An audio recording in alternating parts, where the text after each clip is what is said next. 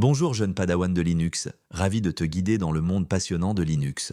On va parler aujourd'hui d'un concept super important car il t'introduit à la façon dont tu vas vraiment parler à Linux. Il s'appelle le shell.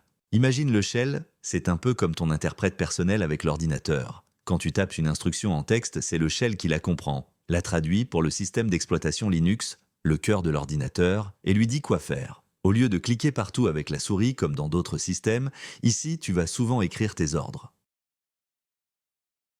Le lieu où tu tapes tes instructions s'appelle la ligne de commande. C'est une seule ligne où tu écris ce que tu veux faire, comme lancer un programme ou regarder des fichiers, en ajoutant parfois des options et des détails. Tu peux accéder à cette ligne de commande dans une fenêtre spéciale appelée Terminal.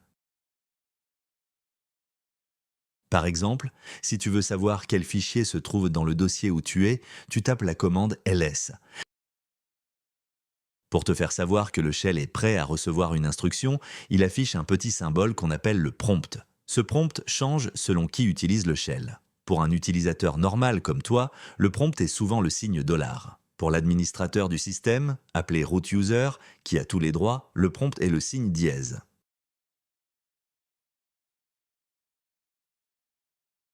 Le shell n'est pas bête, il t'offre des aides pour aller plus vite. La complétion, avec la touche Tab, si tu commences à écrire une commande ou un nom de fichier mais que tu ne te souviens plus de la fin, appuie sur la touche Tab, Tabulation. Le shell va essayer de compléter ce que tu tapes. Par exemple, tu veux lister les fichiers dans un dossier nommé Documents.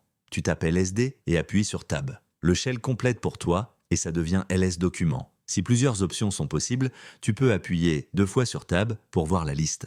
L'historique des commandes. Le shell se souvient de toutes les commandes que tu as tapées. C'est super utile. Tu peux facilement retrouver une ancienne commande sans la retaper. Le plus simple est d'utiliser les flèches haut et bas de ton clavier pour faire défiler tes dernières commandes. Par exemple, tu viens de taper une commande un peu longue. Appuie sur la flèche haut une fois et la commande précédente réapparaît sur la ligne de commande, prête à être modifiée ou exécutée à nouveau. Tu peux même réexécuter une commande spécifique de l'historique en utilisant le caractère d'exclamation. Par exemple, exclamation ls réexécute la dernière commande qui commençait par ls. Sache qu'il existe plusieurs variantes de shell comme bash, le plus courant sur Linux, tcsh ou zshell. Ils sont un peu différents dans leur configuration ou certaines petites fonctionnalités, mais leur rôle de base reste le même, comprendre tes instructions écrites. Enfin, le shell te permet de créer des scripts shell. Si tu dois taper les mêmes commandes encore et encore, tu peux les écrire dans un fichier texte, un script, et demander au shell d'exécuter toutes les commandes du fichier dans l'ordre, comme un petit programme.